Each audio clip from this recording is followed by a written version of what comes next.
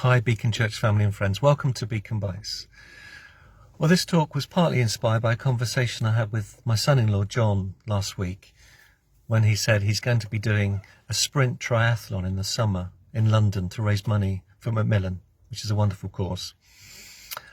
If you've never heard of a triathlon, it's 3 disciplines, and a sprint one is half the professional distance. So this involves a 750 metre swim, followed by a 20k cycle ride, followed by a 5k run. It's amazing that you're doing that, John, and I know the swimming element is a challenge for you, and we'll be praying for you in that. But it made me think of an amazing triathlon event that took place. Some of you may have heard of this before, but it inspires me. You know that I love sport and I love the Olympics and athletics, etc., and a little bit of golf too. But I've followed, when I can on TV, the Brownlee brothers. They run for GB, and they've done really well over the years. And this particular race I want to talk to you about was an amazing race. It came at the end of the season. It was the World Triathlon season, and they do different races in different parts of the world, and this one happened to be in Mexico. The contrast to today is miserable and wet out there, and windy and cold.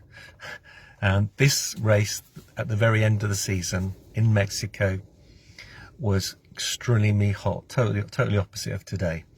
And up to that day of the final race, Johnny Brownlee, the younger brother, was actually winning the series. So if he won this race, he would win the title for the year. So it's a crucial match, a crucial race to win. But it didn't turn out quite the way that was expected, and that's why I want to share it with you. You can actually catch this bit of the race on YouTube, so maybe look it up if you're interested.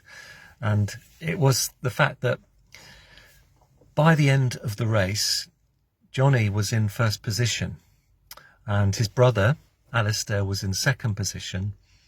And we get to the race after doing the swim, the cycle ride, and the running bit, with 700 meters to go to the finishing line. Johnny Brownlee suffers with dehydration because he didn't actually take on enough fluids in the race and was struggling extremely badly, so much so that he was wavering all over the place. You can see it on the little video. It's good to watch, and I encourage you to watch it. And he could barely understand where he was. He was still moving forward, but he was tottering all over the place. And his brother, Alistair, was behind him, not too far behind him, saw him struggling, and he came up to him, and I love this bit. He came up to his brother, and he virtually lifted him almost off the floor, because by that time he didn't know where he was. So he picked him up and put his arm around his shoulder, and he dragged him running along the last 700 meters to the line. Now, as this was happening, as Alistair was running with his brother, the person who was in third position, a South African guy called, let me just see, Henry Schumann, he was in third. He actually saw what was happening, and he ran past, and he came first. So then we have Alistair with Johnny running to the line with less than 700 meters to go. What is amazing about this is Alistair gets to the line with his brother, holding his brother up, and he pushes his brother over the line before him, and his brother falls onto the floor, and then Alistair crosses the line. So his brother, Alistair, sacrificed actually winning the race because he was in second place. He could have won that race, but he sacrificed that race on behalf of his brother. And I find this quite amazing, this story, for a number of reasons.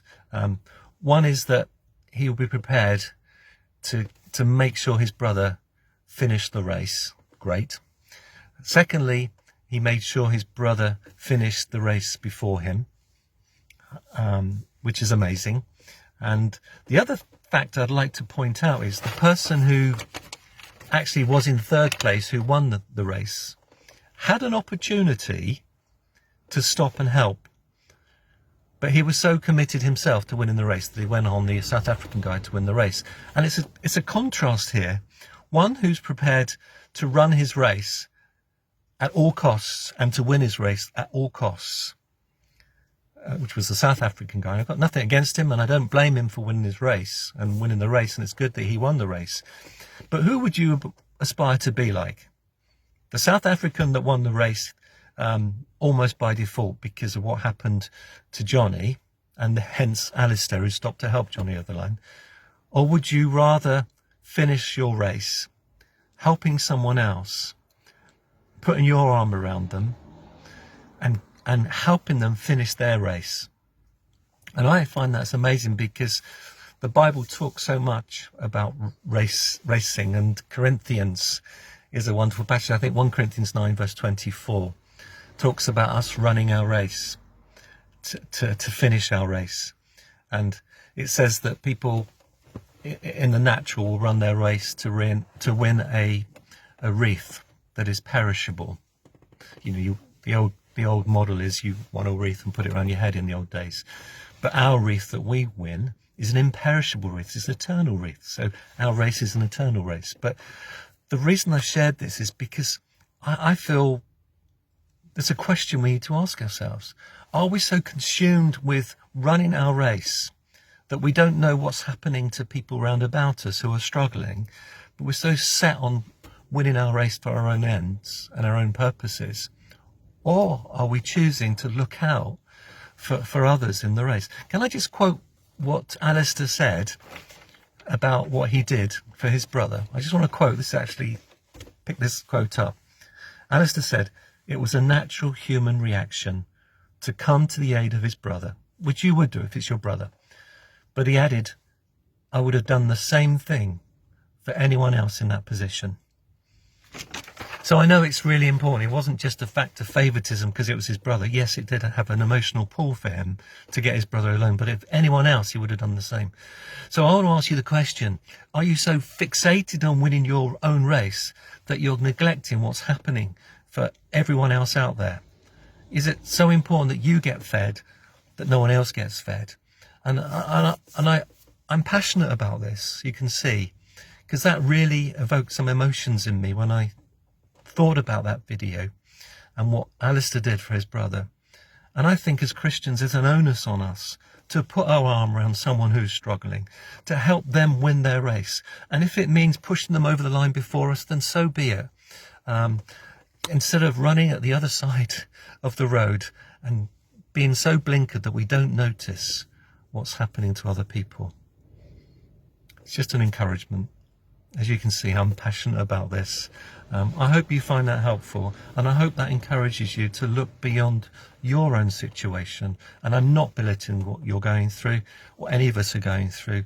A lot of us have troubles and difficulties that we're facing, but this is all about looking out for your brother. It doesn't have to be your natural physical brother, but if you have a brother who's struggling, then I want to encourage you to look out for them and help them over the line. What a wonderful thing to do. Well, until next time, God bless.